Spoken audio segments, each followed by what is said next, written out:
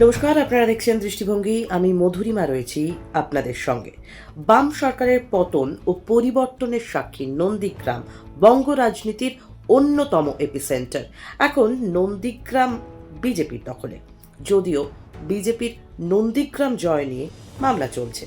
Vote গণনা নিয়ে রয়েছে একাধিক অভিযোগ।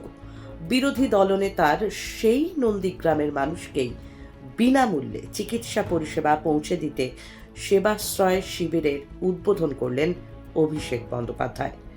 এখানেই দৃষ্টান্ত স্থাপন করলেন অভিষেক। নিজের কেন্দ্র ডায়মন্ড হারবারের বাইরে পৌঁছে দিলেন বিনামূল্যে স্বাস্থ্য পরিষেবার মডেল শিবিরকে।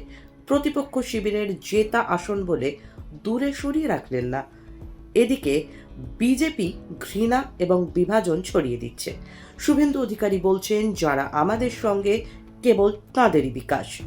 অন্যদিকে অভিষেক বন্দ্যোপাধ্যায় দলমত নির্বিশেষেই সকলের জন্য কাজ করছেন।